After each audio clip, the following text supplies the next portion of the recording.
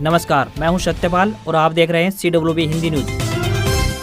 शक संवत 1948 विक्रम संवत 2083 आज आषाढ़ मास के कृष्ण पक्ष की द्वादशी तिथि और दिन शनिवार है। तदनुसार अंग्रेजी तारीख 11 जुलाई सन 2026।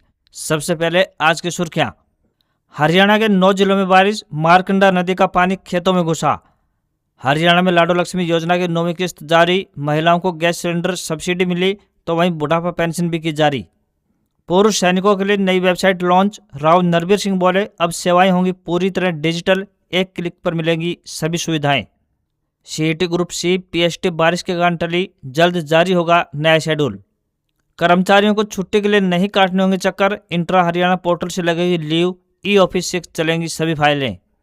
हाशिए में खाप पंचायतों ने दिया सरकार को अल्टीमेटम, जींद में PM मोदी से करेंगे मुलाकात, चयनित गांव में महापंचायत में लिया गया बड़ा फैसला।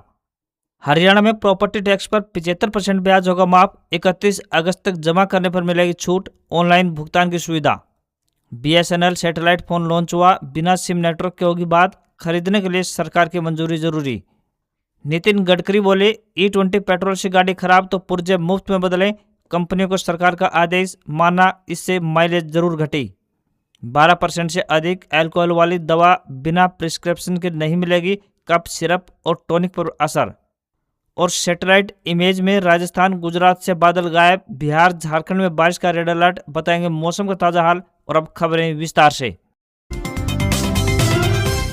हरियाणा में शुक्रवार सुबह पानीपत, यमुनानगर, अंबाला और कुरुक्षेत्र में सुबह बारिश हुई तो वहीं दोपहर को फरीदाबाद में बारिश दर्ज की गई। शाम को रेवाड़ी, महेंद्रगढ़, नूह और हिसार में बारिश हुई है। रेवाड़ी के मेन बाजार में जल भराव हो गया। अंबाला के नारायणगढ़ में मारकंडा नदी का पानी खेतों में घुस गया। वहीं लगातार पहाड़ों पर हो रही बारिश से यमुना के जलस्तर में बढ़ोतरी हुई है। हथनीकुंड बैराज पर जलस्तर 50,000 क्यूसेक पहुंच गया। हरियाणा, यूपी और दिल्ली को जलापूर्ति के बाद सरप्लस यानी 33,000 क्यूसेक पानी को दिल्ली की दिशा में डाइवर्ट किया गया है। वहीं हिसार में शाम को तेज हवा चलने के साथ बारिश आई। यमुनानगर में सोम नदी और पथराला नदी खतरे के निशान से ऊपर बह रही है। वहीं सोम नदी में 18,000 क्यूसेक और पथराला में 8,000 क्यूसेक तक पानी पहुंच गया है। मानसून एक्टिव होने से फरीदाबाद में सबसे अधिक बारिश हुई है तो वहीं सबसे कम बारिश सिरसा जिले में देखने को मिली।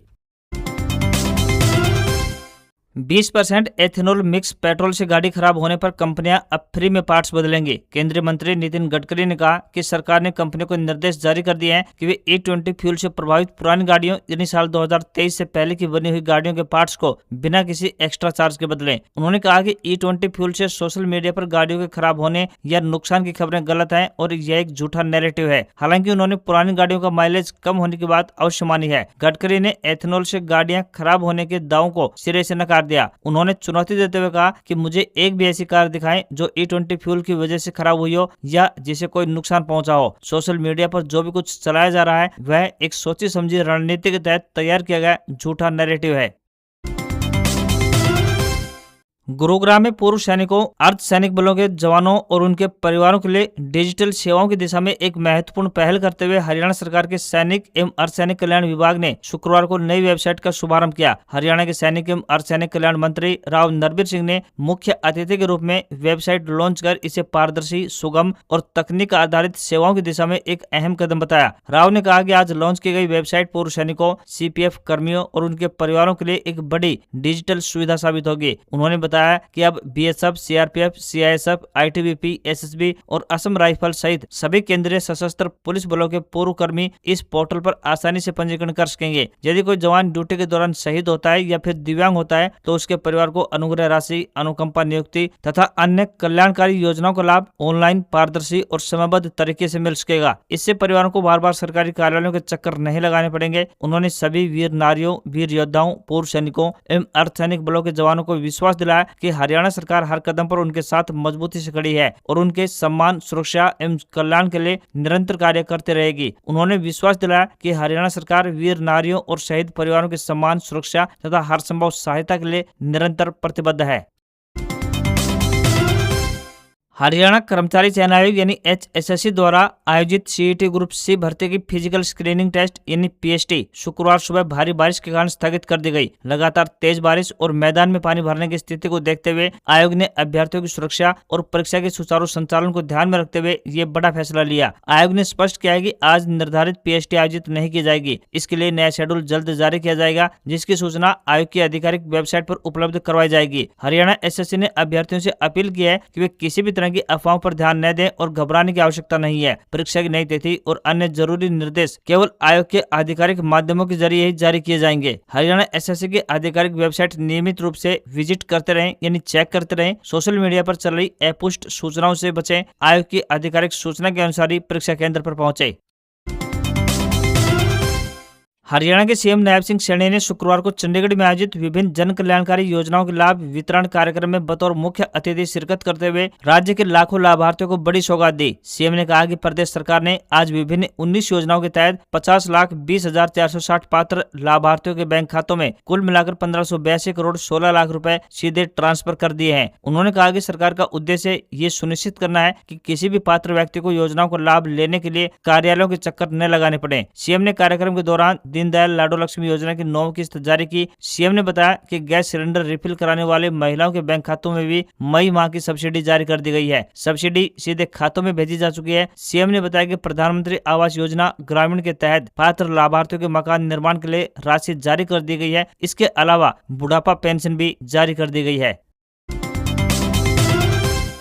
नीट ही नहीं, नेशनल टेस्टिंग एजेंसी यानी NT की ओर से ली गई UGC नेट परीक्षा में भी पेपर लीक हुए। हम हरियाणा अध्यापक पात्रता परीक्षा यानी HTET, NDA और CSIR नेट पेपर लीक का खुलासा करने के बहुत करीब पहुंच गए थे। हमारी कॉकरोच जनता पार्टी यानी CJP प्रमुख अभिजीत दीपके से बात हो गई थी। ये मामला प्रॉपर तरीके से हाईलाइट करना था, लेकिन उससे पहले ही हमारी धरपकड़ शुरू हो गई। मेरी पत्नी, भाई बहन, पिता और ससुर को इलीगल तरीके से पुलिस ने डिटेन कर लिया। ऐसे हालात में मुझे मजबूरन अंडरग्राउंड होना पड़ा। ये दावा है हरियाणा में रोहतक के रहने वाले एडवोकेट दीपक धनखड़ का। दरअसल दीपक ने 6 जुलाई को 100 पन्नों की एक PDF सोशल मीडिया पर जारी की और दावा किया कि ये NTA की UGC नेट के सोशियोलॉजी सब्जेक्ट की पेपर सेटिंग फाइल है, जो कि कॉन्फिडेंशियल कैटेगरी में आती है। सोशियोलॉजी का नेट एग्जाम 30 जून को हुआ। दीपक का दावा है कि 29 जून को ही पेपर लीक माफिया ने रोहतक के एक फ्लैट पर जो सवाल पैसा देने वाले अभ्यर्थियों को रटवाए, वो अगले दिन एग्जाम में हूबहू आए। दीपक धनखड़ के इसी दावे को कांग्रेस नेता राहुल गांधी ने 8 जुलाई को अपने ऑफिशियल X हैंडल से पोस्ट किया। राहुल ने लिखा, पिछले सप्ताह हुई UGC नेट परीक्षा को लेकर गंभीर आरोप बेहद चौंकाने वाले हैं। दीपक ने बताया कि मैं 10 साल से स्टूडेंट्स पॉलिटिक्स में हूं। CM के सामने पर्चे फेंकने, BJP दफ्तर घेरने और बेरोजगारी का मुद्दा उठाने के कारण मुझ पर 5 केस दर्ज हैं। गिरोह ने दावा किया था कि वे 4 से 5 जुलाई को होने वाले हरियाणा शिक्षक पात्रता परीक्षा यानी HTET और सरकारी वकील के लिए ADA का पेपर भी लीक करवाएंगे। एडवोकेट दीपक धनखड़ ने कहा कि वे चाहते हैं कि CBI इस मामले की जांच करे, साइबर फोरेंसिक जांच हो, पूरी NTA की जांच हो, जो प्रोफेसर पेपर सेटर हैं उनकी भी जांच होनी चाहिए। एक बार केस रजिस्टर किया जाए, फिर मैं सारे सबूतों के साथ सामने आऊंगा। हमारे सामने पेपर हल करवाया गया, हम आई विटनेस हैं।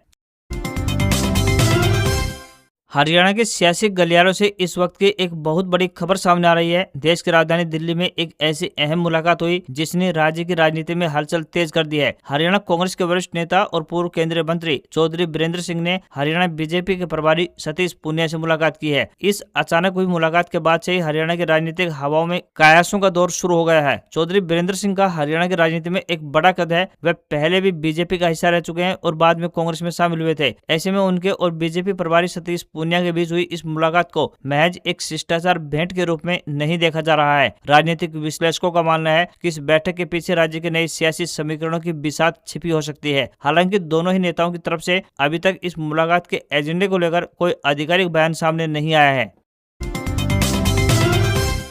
हिसार में सरकारी कार्यालयों में कागजी झंझट खत्म करने और डिजिटल कार्यप्रणाली को मजबूत करने के लिए प्रशासन ने सख्त रुख अपना लिया है। अब जिला स्तर पर सभी अधिकारियों और कर्मचारियों के अवकाश यानी कि लीव की पूरी प्रक्रिया केवल इंट्रा हरियाणा पोर्टल के माध्यम से ही ऑनलाइन होगी। इसके साथ ही दफ्तरों में फाइलों को आगे बढ़ाने यानी मूवमेंट के लिए भी केवल E-ऑफिस प्रणाली का उपयोग करना अनिवार्य कर दिया गया है। ADC शालिनी चेतल ने सभी विभागाध्यक्षों को 2 टूक निर्देश जारी कर दिए हैं कि वे अपने अधीन काम करने वाले स्टाफ के अवकाश संबंधी सभी आवेदन और उनकी मंजूरी की प्रक्रिया इंट्रा हरियाणा पोर्टल पर ही सुनिश्चित करें। उन्होंने कहा कि राज्य सरकार प्रशासनिक व्यवस्था को पारदर्शी, सरल और समयबद्ध बनाने के लिए डिजिटल सिस्टम को बढ़ावा दे रही है। ऑनलाइन सिस्टम से न केवल रिकॉर्ड पूरी तरह से सुरक्षित रहेगा, बल्कि बेवजह की कागजी औपचारिकता और समय की बर्बादी से भी राहत मिलेगी। एडीसी ने अधिकारियों को हिदायत दी कि कर्मचारियों की छुट्टी के आवेदनों को बिना किसी वजह के लटकाया न जाए और उन्हें निर्धारित समय सीमा के भीतर निपटाया जाए।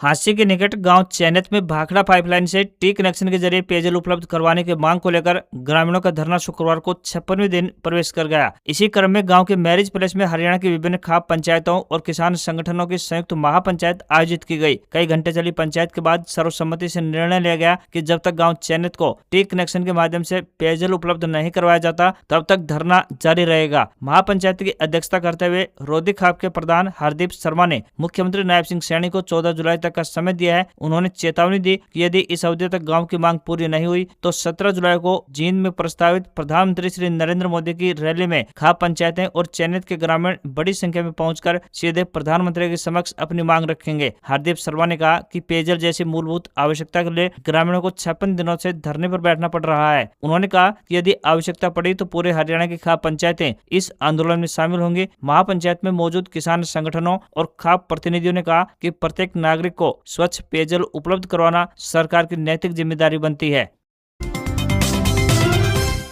केंद्र सरकार ने 12% से अधिक अल्कोहल मिक्स दवाओं की खुली बिक्री पर रोक लगा दी है। ये नियम 30 मिलीलीटर से अधिक बड़ी बोतल के लिए है। अब ये दवाएं डॉक्टर के प्रिस्क्रिप्शन के बिना खरीदी या फिर बेची नहीं जा सकेंगी। दवाओं के गलत इस्तेमाल को रोकने के लिए सरकार ने ये बड़ा बदलाव किया है। मेडिकल स्टोर्स के लिए भी खास निर्देश है। अब मेडिकल स्टोर्स को इन दवाओं की बिक्री का पूरा रिकॉर्ड एक अलग रजिस्टर में रखना होगा। मार्केट में मिलने वाले कई कप सिरप और टॉनिक में अल्कोहल की मात्रा काफी ज्यादा होती है। बिना रोक टोक या फिर डॉक्टर की पर्ची के मिलने से कई लोग इनका इस्तेमाल नशे के लिए करने लगे थे। इसी दुरुपयोग को रोकने और दवाओं की बिक्री की सख्ती से निगरानी के लिए सरकार ने ये बड़ा कदम उठाया है। नगर निगम फरीदाबाद व रोहतक ने शहर के संपत्ति करदाताओं को बड़ी राहत देते हुए गृह कर यानी हाउस टैक्स पर सरचार्ज माफी योजना की अंतिम तिथि 31 जुलाई तक बढ़ा दी है। पहले यह योजना 30 जून तक लागू थी, लेकिन अधिक से अधिक लोगों को इसका लाभ देने के उद्देश्य से इसकी अवधि 1 माह और आगे बढ़ा दी गई है। अब जिन करदाताओं ने अभी तक अपना गृह कर जमा नहीं करवाया है, वे 31 जुलाई तक सरचार्ज माफी का लाभ उठा सकते हैं। नगर निगम कमिश्नर धीरेन्द्र खटकड़ा ने बताया कि बड़ी संख्या में लोग इस योजना का लाभ ले चुके हैं। वहीं जो लोग किसी कारणवश निर्धारित समय सीमा में गृह कर जमा नहीं करवा पाए थे, उन्हें अब राहत देने के लिए अंतिम तिथि बढ़ाने का फैसला लिया गया है। उन्होंने शहरवासियों से अपील की कि वे समय रहते अपना गृह कर जमा करवाकर योजना का अधिकतम लाभ उठाएं। हरियाणा सरकार की अधिसूचना के अनुसार वर्ष 2010-11 से लेकर 2024-25 तक के लंबित संपत्ति कर पर देय ब्याज में 75% की एकमुश्त छूट दी जाएगी।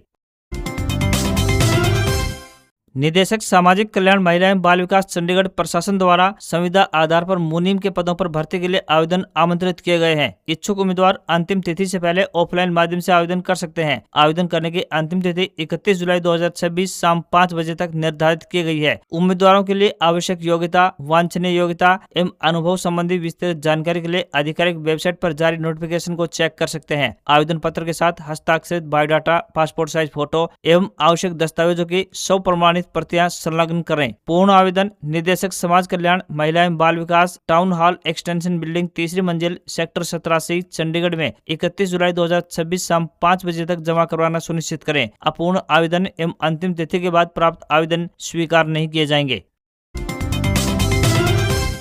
मानसून पूरे देश में पहुंच चुका है, लेकिन सामने आई तस्वीरें परेशान करने वाली हैं। मौसम विभाग की सैटेलाइट इमेज में मध्य भारत में मानसून अधिक एक्टिव है। मध्य प्रदेश, छत्तीसगढ़, झारखंड, बिहार, पश्चिम बंगाल और पूर्वोत्तर तक बादल हैं। दूसरी तरफ गुजरात, राजस्थान, हरियाणा, पंजाब और पश्चिमी हिस्सों में मानसूनी बादल गायब दिखाई दे रहे हैं। यहाँ आने वाले दिनों में बारिश की कम संभावनाएं दिखाई दे रही है। देश के मानसून के लिए एक और बुरी खबर है। फिलीपींस के पास प्रशांत महासागर में सुपर टाइफून बावी बना है। यह ताइवान और चीन की ओर बढ़ रहा है। इसका असर 3 से 4,000 किलोमीटर दूर बंगाल की खाड़ी तक पड़ रहा है। जब तक यह तूफान चीन नहीं पहुंचता, तब तक बंगाल की खाड़ी में बारिश कराने वाला नया सिस्टम बनने की उम्मीद कम है। ऐसे में 2 से 3 दिन बाद देश के कई हिस्सों में बारिश कम हो सकती है। अच्छी बारिश के लिए अगले करीब 1 हफ्ते तक इंतजार करना पड़ सकता है। मानसून ने गुरुवार को पूरे देश को कवर कर लिया। इसे पूरे देश को कवर करने में 38 दिन लगते हैं, लेकिन इस बार 36 दिन में ही कवर कर लिया। हालांकि मौसम विभाग के मुताबिक 2 दिन बाद मानसून की रफ्तार धीमी पड़ सकती है। वहीं उत्तराखंड में लगातार हो रही भारी बारिश बारिश के चलते अलकनंदा नदी में जलस्तर लगातार बढ़ रहा है। सरकारी टेलीकॉम कंपनी BSNL ने भारत में नया सैटेलाइट फोन लॉन्च किया है। इसकी कीमत टैक्स मिलाकर 1,34,166 रुपए रखी गई है। यह रेगुलर स्मार्टफोन से बिल्कुल अलग है, जो बिना सिम और नेटवर्क के बजाय सीधे सैटेलाइट की मदद से काम करता है। फोन की सबसे बड़ी खासियत यह है कि नेटवर्क विहीन और ऑफ ग्रिड जगहों पर भी बिना किसी रुकावट के वॉइस कॉल करने की सुविधा देता है, जबकि आमतौर पर इस्तेमाल होने वाले फोन नजदीकी मोबाइल टावर की मदद से काम करते हैं। सैटेलाइट फोन को खरीदने के लिए सरकार की मंजूरी लेना आवश्यक होगी। इस फोन का फायदा उन सुदूर इलाकों में भी काम करेगा जहां मोबाइल नेटवर्क नहीं पहुंच पाते। इससे आपदा या आपातकालीन स्थितियों में लोगों से संपर्क बनाए रखना आसान हो जाएगा। यह आम फोन या गैजेट की तरह सीधे दुकान पर नहीं मिलेगा। सरकार की बिना मंजूरी के सैटेलाइट फोन रखना या इसे ऑपरेट करना भारतीय नियमों के तहत कानूनी कार्रवाई का कारण बन सकता है। सेंसेक्स 828 अंक की तेजी के साथ 77,569 के लेवल पर बंद हुआ। निफ्टी में भी 244 अंकों की तेजी रही और ये 24,206 के लेवल पर पहुंच गया। कारोबार में बैंक और रियल्टी शेयरों में सबसे अधिक खरीदारी देखने को मिली। 2026-27 की पहली तिमाही के नतीजों के बाद TCS के शेयर में तेजी बनी रही और ये 2,068 रुपए पर बंद हुआ। बीते 6 महीने में TCS का शेयर तकरीबन 30% गिरा है, तो वहीं एक साल में 40% टूटा है। वहीं सोने चांदी की कीमतों में गिरावट देखने को मिली। India bullion and jewellers association के मुताबिक 1 किलोग्राम चांदी 3,404 रुपए घटकर 2,20,390 रुपए पर पहुंच गई है। वहीं 10 ग्राम 24 कैरेट सोना 288 रुपए घटकर 1,43,368 रुपए पर पहुंच गया। सोने के दाम इस महीने 1,736 रुपए बढ़े हैं, जबकि चांदी की कीमत 5,040 रुपए गिरी है। वहीं 22 कैरेट सोने का दाम 1,31,735 रुपए प्रति 10 ग्राम के स्तर पर पहुंच गए हैं, तो वहीं $1 का रेट 95 रुपए 53 पैसे के स्तर पर पहुंच गया। आज खबरों में इतना ही। देखते रहिए आपका अपना हरियाणा का सबसे बेहतरीन news channel CWB Hindi news. नमस्कार। इसी आशा के साथ आपका दिन शुभ रहे।